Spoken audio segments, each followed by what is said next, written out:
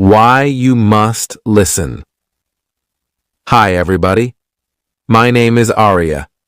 Welcome back to my channel English Spoken Stories. Today we're going to talk about why you must listen. Let's get started. Identify objects around you in English. The first way to stop translating in your head is to identify the objects around you in your target language. So, if you're studying English, that means you look at the objects around the room. Look at the things in your life. Don't think of them in your native language first. Think of them in your target language first. So if I look around the room, I see a computer. I shouldn't think my native language word. I should think my target language word. So, start with the items and the situations in your everyday life. If I say computer in English, maybe I should say computer in Japanese. I should say not, water in English. I should say omizu in Japanese.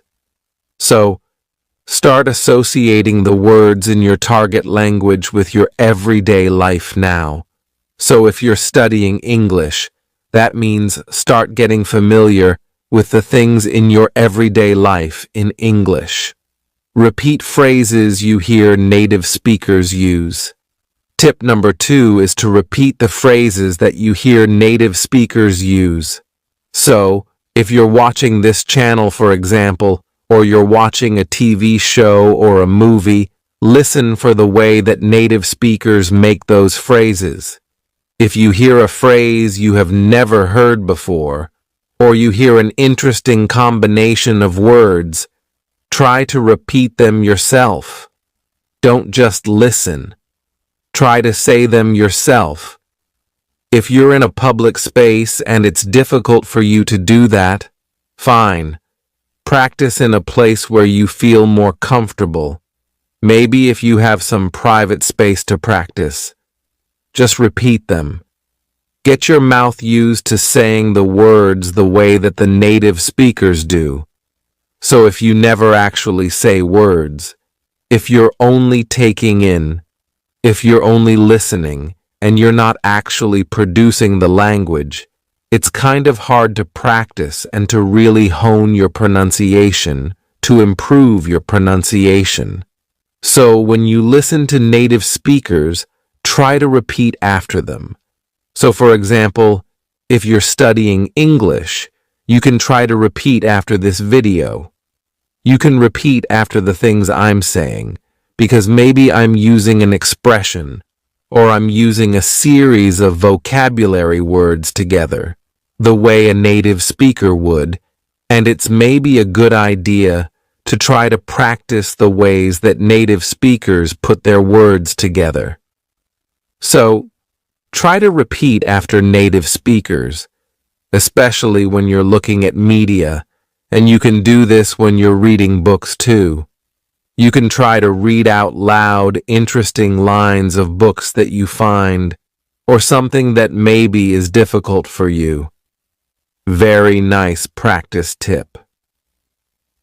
Make a situation where you can't escape into your native language. Make a situation where you can't escape into your native language essentially means immerse yourself. Of course, going to that country or going to a place where you can speak only that language is very difficult for some of you. Totally understand. But if in your life you can create a situation in your library, in your room, in your house somewhere for just an hour or, maybe a day, I don't know what your schedule is like, but if you can create a situation or create an environment where you have no choice but to use that language and you cannot escape, meaning you cannot go back to using your native language as a crutch. You can't use the native language at all. It forces you to use the language that you're studying. So of course, if you are lucky enough to live in the country or to live in a place where people speak the language you're studying, great. but you have to go out and interact with people. You have to put yourself in a place where you have no choice but to speak. It's very hard, and it's very scary, and it's very embarrassing at first. But if you take time to find places and to make environments that are comfortable for you, where you feel comfortable making mistakes and asking questions, it's very valuable for your learning process. This is actually something that I did totally. I totally did this. My Japanese wasn't very good for a long time, but then I started making friends who could not speak English. Actually, I just did this through finding hobbies. There was a hobby that I had. I joined a group. I joined actually a school to where I could learn how to do that hobby, and everything was taught only in Japanese. And the people in my class only spoke Japanese, mostly.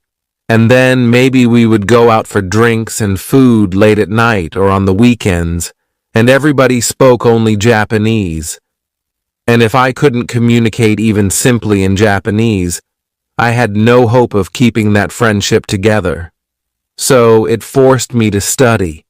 It forced me to think about the words they were using and to try to learn those words, those patterns, as well as how to produce them naturally myself. So, I was learning the vocabulary words the people around me were using and learning how to apply them on my own. That was only possible because I had no escape in those situations. So try to do that, even if you can do it yourself in your house. It's super helpful, I think. Watch TV and movies in your target language without subtitles. Tip number 4 is to watch TV and movies in your target language without subtitles. So, I think that watching with subtitles can be very beneficial. So, if I'm watching something or if you want to watch something with subtitles on, great. But I sometimes find that I can, in my case, I think too much about reading the subtitles and I forget to listen. So maybe if you've seen a movie in your target language a few times with the subtitles on, try turning the subtitles off and think about the character's body language, the words they're using. You can always look that up later. Look up the words you don't know in a dictionary, but try to do it where you're focusing completely on the way that people are using their words. Try not to use the subtitle. So kind of play around with it a little bit. If there's a word that's difficult for you to hear, you can actually turn on the subtitles in the native language of the movie as well.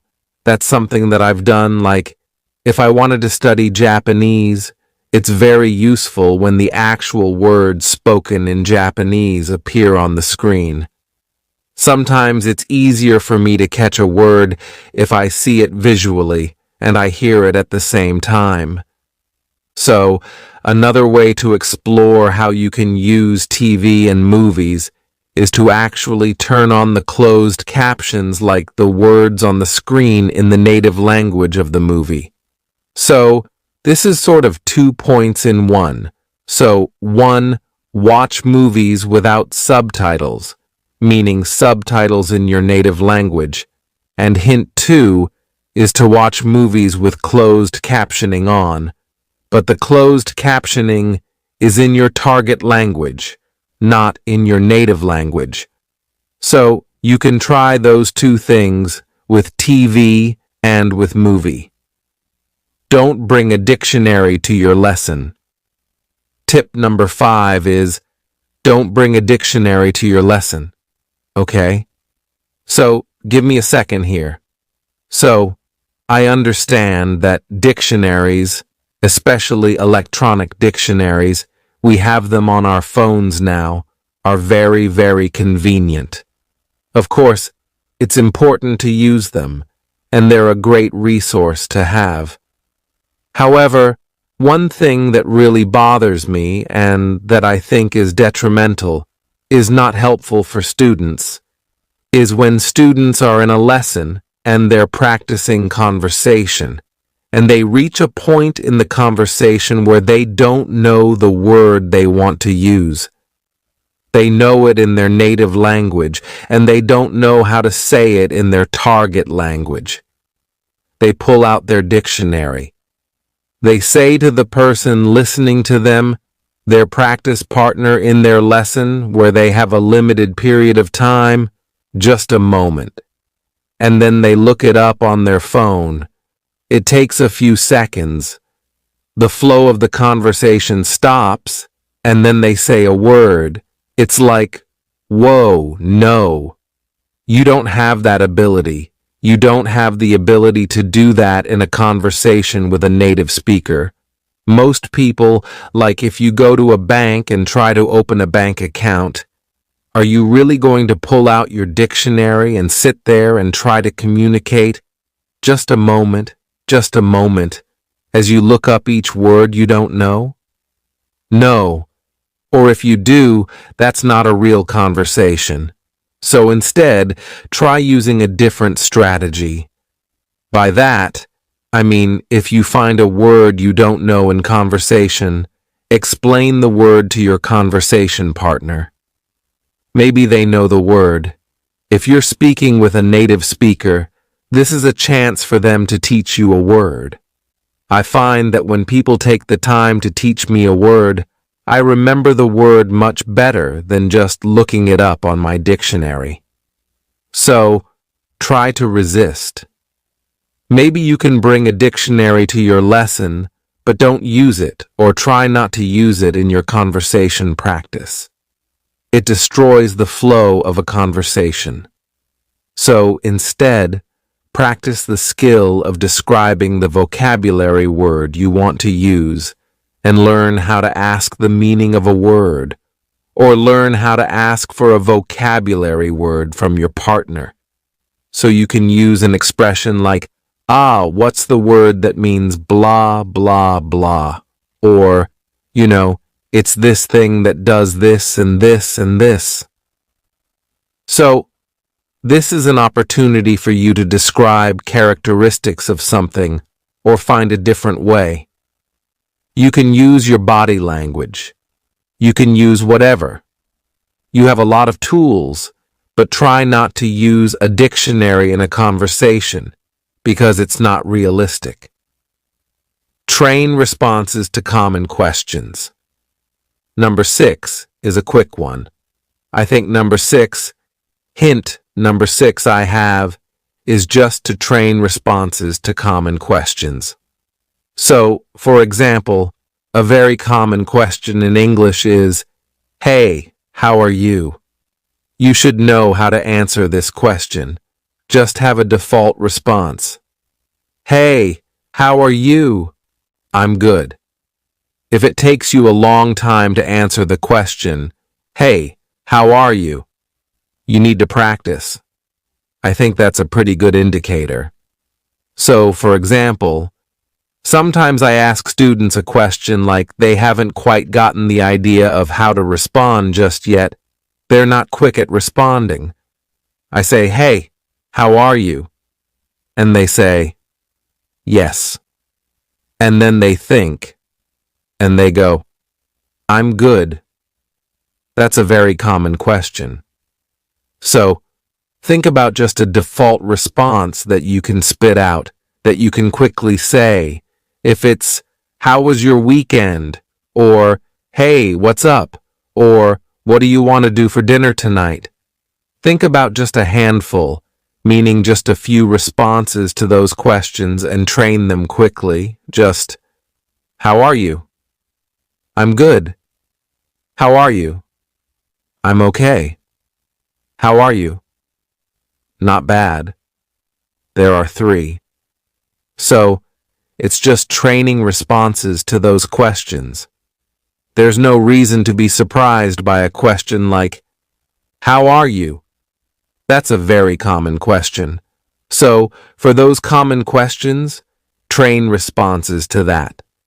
We've got a bunch of videos, especially beginner-level videos for some example responses you can do. So, don't get stuck with these little questions.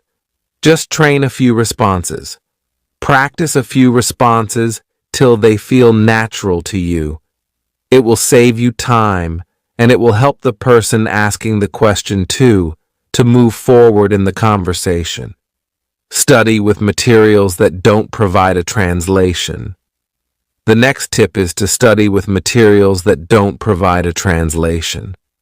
So, by this, I mean if you're using worksheets or some kind of textbook or whatever, and it has your target language, the language you're studying, and it has your native language next to it. While this can be useful, I feel that if you can, studying your materials only in your target language, and then simplified explanations for more detailed points also in your target language can be a little bit better.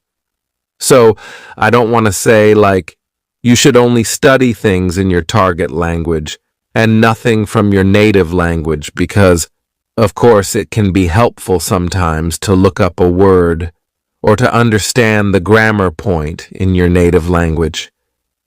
But where possible, if you can find something that provides simplified explanations in your target language, it can be really, really helpful because, again,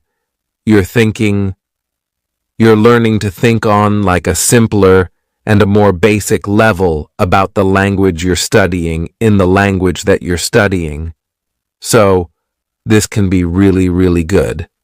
So, finding some materials to use where there's no translation. Maybe you can practice, of course, with books and with written materials, but I also with video materials as well. So there are a variety of different ways that you can find materials in your target language, like in video and TV. So, some things to think about. There are the level of vocabulary words people are using in the media content you're watching, who the media content is intended for, children, young adults, the speed at which the speaker is talking. So, I have the ability to change the level of difficulty of videos based on the rate of speech, the vocabulary words that I use, and how many idioms and things I use. So I could make a video very difficult. We could make a very difficult video series by leveling up our vocabulary use or by speaking very quickly.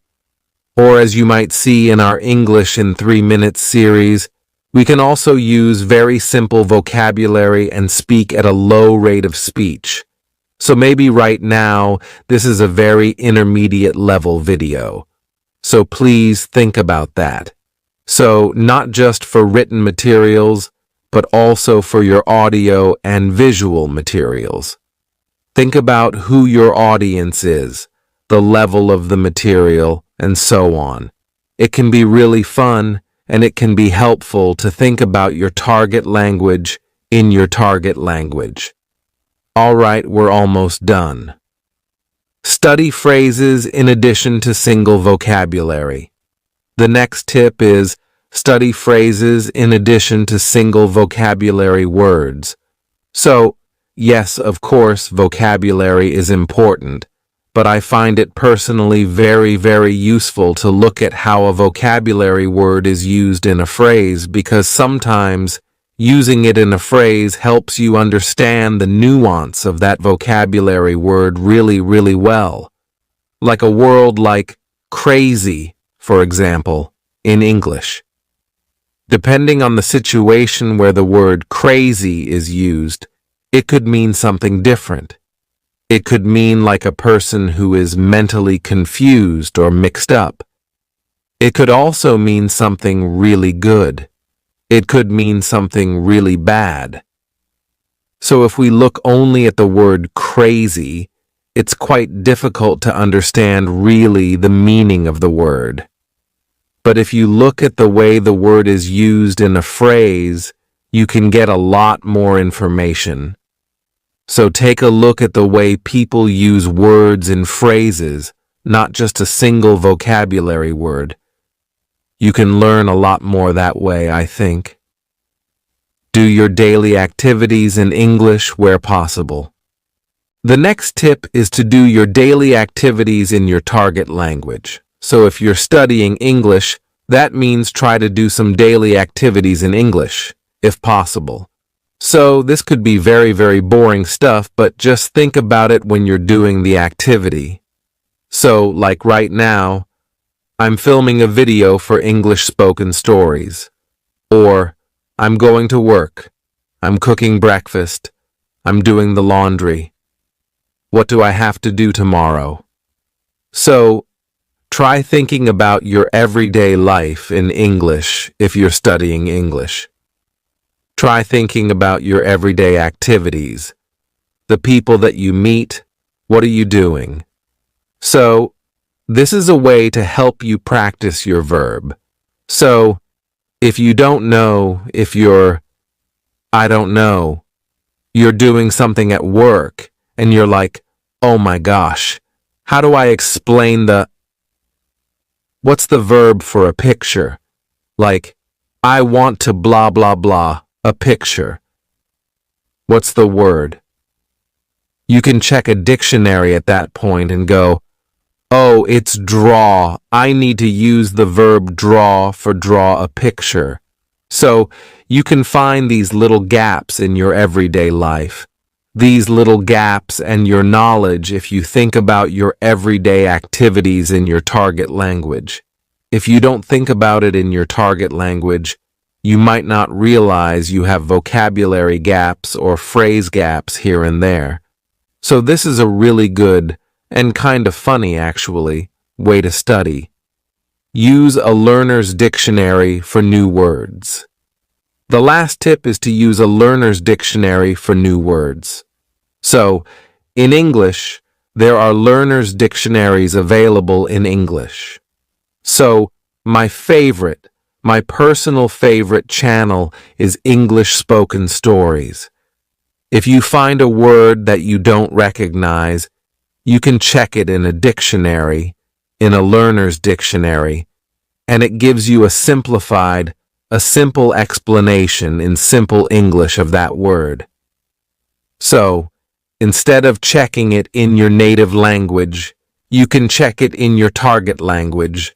So again, this helps you to understand the word that you're focused on, but you understand it from the language you're studying, not from your native language. So, using a learner's dictionary can be really, really useful as well. Alright, so those are 10 tips to help you stop translating in your head. I know it's very difficult, but it takes time and it takes practice, and I hope that these are a few strategies that can help you as you study any language.